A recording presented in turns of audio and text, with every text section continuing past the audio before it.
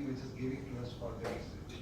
So this system dynamics approach is specially for the addressing complex problems of our society, which includes both technical aspects, the social aspects, and the environmental aspects. To map them, what we have to do is capture the mental models and the thought process which the policymakers have. So we will include all those stakeholders. We will see what they have to say, what they think. We will then map that into our software, and the existing system will then show what are the loopholes in that system. So once they are identified, we can now see the gap between the developed countries and our current scenario. To bridge that gap, now we will be asking the technologically developed part of the world to help us and give us those policy interventions where we can improve our system. And then we will be able to check the policies over some time horizon, that in 20 years from here, what these policies will give us. So, thank you. Actually, I'm going to contribute. Before you're going to start developing any policy or guideline, first you need to know about the user requirements and the current practice being used. What are the current practice being used in the water consumption? I just heard some of the colleagues that there is no have any proper regulation. There is no have a water meter in each individual household. So you can consume as much as you like. Even you want to not get any permission to dig all in your private properties. So what's going to having this impact overall, the water table is going down and down, right? So how are you going to be controlled for that one? What are the user patterns? How are you going to be regulate for that one? To do that one, you should have a lot of the information and data gathering, which is going to use about virtual reality and the BIM technology to understand, to identify each individual, each cluster, what are the requirement is there. If we can save the wastewater, which is the clean water going to be waste, I hope that going to be save a lot of the existing demand or the source demand of the water quality.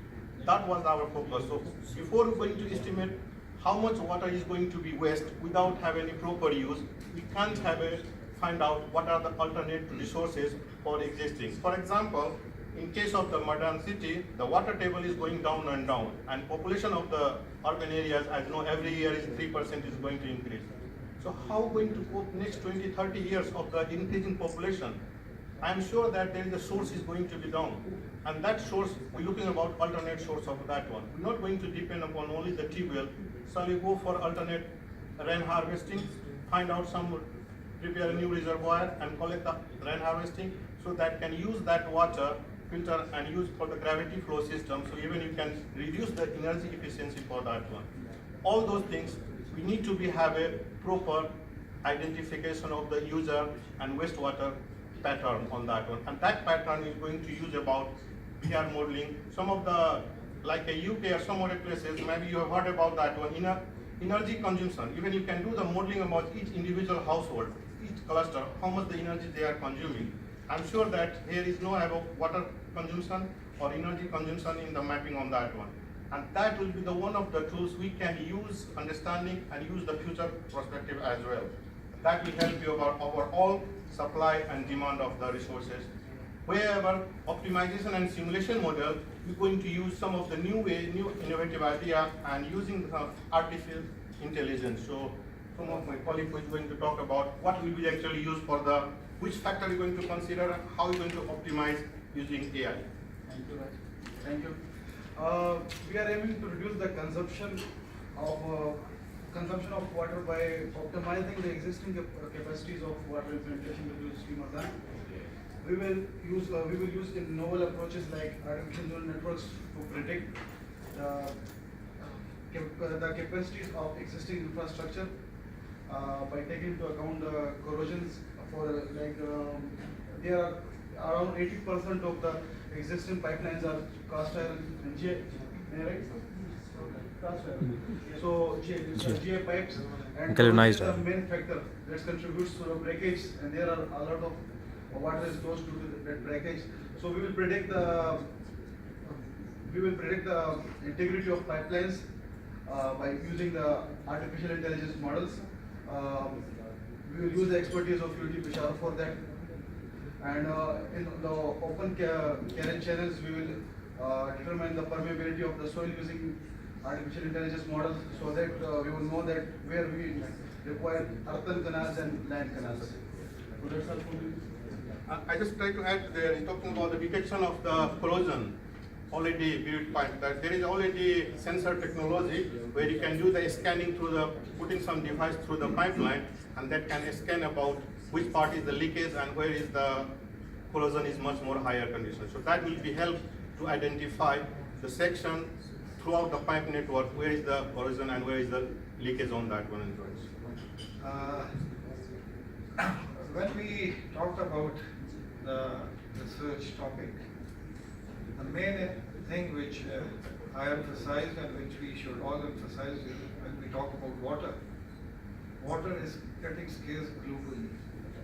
Its proper usage and its sanctity should be respected. And Mardan, because as Andy already explained that the water is available, but it is also getting scarce. So the research is focused because on these terms that currently the generation is having certain water, but it is very important and it is our duty as a human being that we ensure that the future generation is blessed with this natural resource. As far as Mardan is concerned, because it's the second largest city, as already explained in my previous presentation, because it's a sizable city, it can be replicated for all the cities in Pakistan having the same geographical areas and the same population. These practices does differ when we talk about the south of the province. The water resource availability is different than our part of the area. But the good practice is the communication strategy, making awareness among people, getting them realized right up to the children level, making them realize not to waste water is also part of this research initiative. If somebody wants to add something now.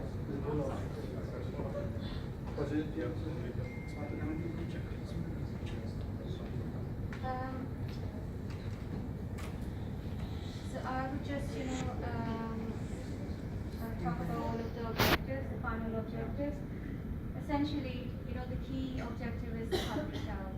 The outcome we're expecting is to improve public health of the community, and it fits with the sustainable development goals of WHO.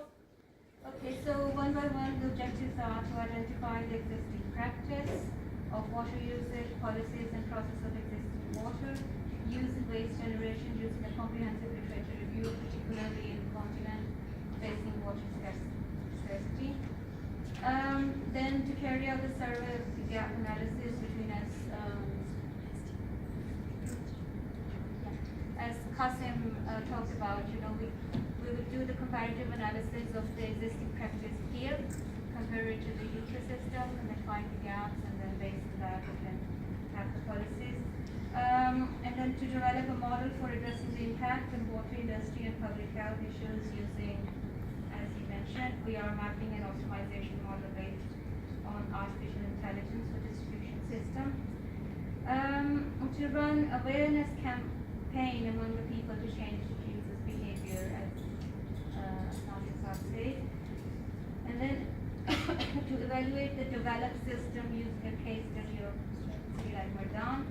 And the very important objective is to win people confidence in the system using VR modeling of the developed system, because unless we have the backing of the people behind the policies, we cannot have any change in the country. So hopefully we've explained what our case is, but I want to just quickly say is this research is really a practical exercise based on linking experts in academia with the real world here in Pakistan. We've got an exact contact here who's shown us the need and demand for this organisation.